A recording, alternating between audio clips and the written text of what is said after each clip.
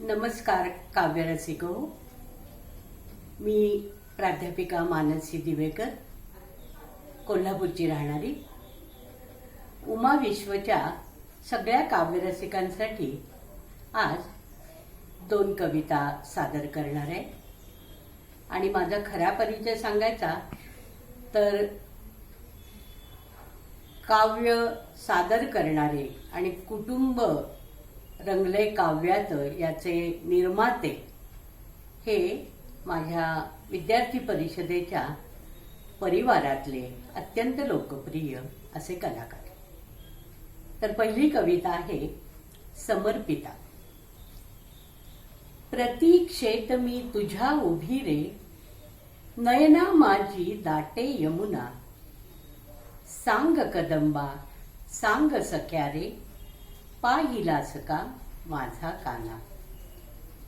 त्याची छाया नभपटलांवर, त्याची छाया नभपटलांवर, म्हणून मेघ हे श्यामल झाले. शोध शोधता मम गालांवर, रंग गुलाबी कुणी उधळले. मोर पिसासम सूर मुरलीचे, मोर पिसासम सूर मुरलीचे, अलगद फिरता मम कर्णांवर. सूर्यकरांनी ओले तीचे, अधर चुंबिले प्राजक्तावर. लपविण्यास मज तुझ्यापासूनी, लपविण्यास मज तुझ्यापासूनी, किती किती मी धडपड केली.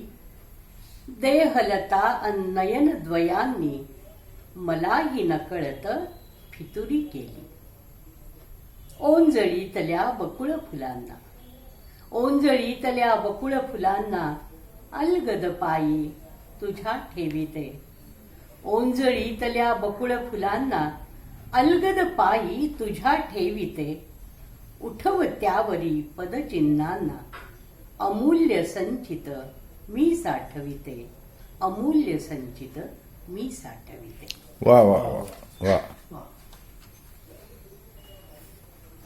दुसऱ्या कवितेचं शीर्षक आहे पोर्ट्रेट. तशी कित्येक दिवसांची तपश्चर्या आहे ही. मी एक पोर्ट्रेट काढते.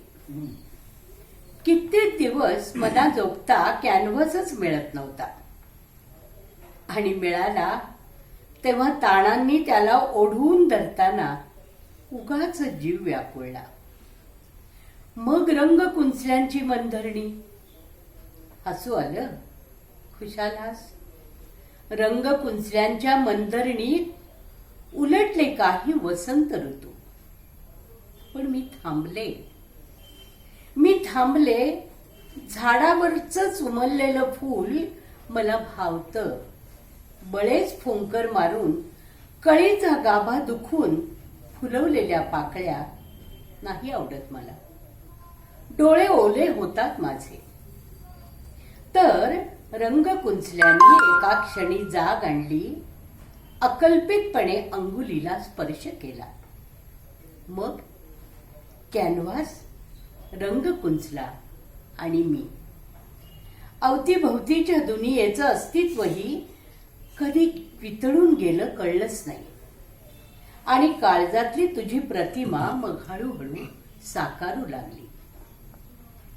रुंद खांदे, भरदार छाती, कणखर अलिप्त व्यक्तिमत्वाचं दर्शन घडवणारी तुझी निग्रही जीवनी आणि धारदार नाक. गालावरची नस नस रेखता आली मला.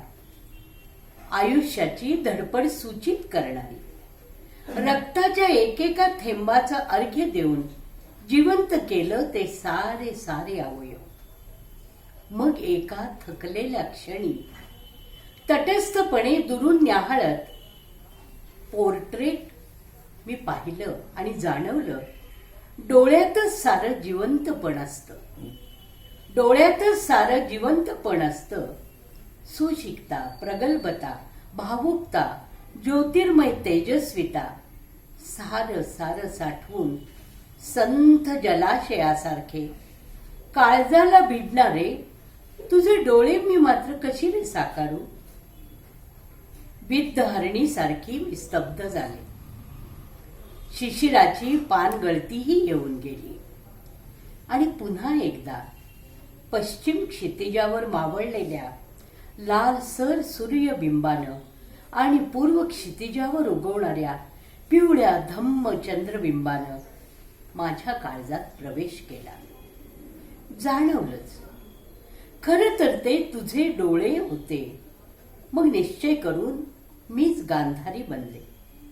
बाह्याकडं धावणाऱ्या सगळ्या संवेदना, चित्तवृत्ती मी आत वळवल्या.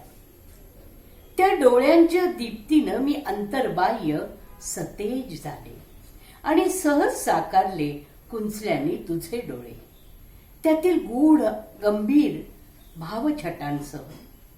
माझ्या मनातल्या तुला पोर्ट्रेटमध्ये विसावताना पाहून मी कातर झाले. खरं तर फार पूर्वीच दाखवायला हवं होतं तुला तुझं पोर्ट्रेट मला भावलेलं. त्याला छेद देणारी तुझी प्रतिमा अनुभवताना मीच कोलमडून पडते या अज्ञात जगाच्या वाटेवर. अनेकांच्या डोळ्यात रोज तेजाळून जळवासारखी शोधू पाहणारी हीच ती ऐश्वर्य संपन्न अंथरलेली वाट. माझ्या कलावंत डोळ्यांना आलेली धूसरता आणि मलाच सहन करू दे. एकच गोष्ट बरी आहे, तुझ्या पोर्ट्रेटला यापूर्वी मी सुंदर सोनेरी चंदनी नक्षीची चौकट घातलेली नाही. तुझ्या पोर्ट्रेटला मी यापूर्वी सुंदर सोनेरी चंदनी नक्षीची चौकटच घातलेली नाही. कवितांच्या आस्वादनानंतर आपण चॅनलला आपसुकपणानं सबस्क्राईब करालच याची खात्री आहे.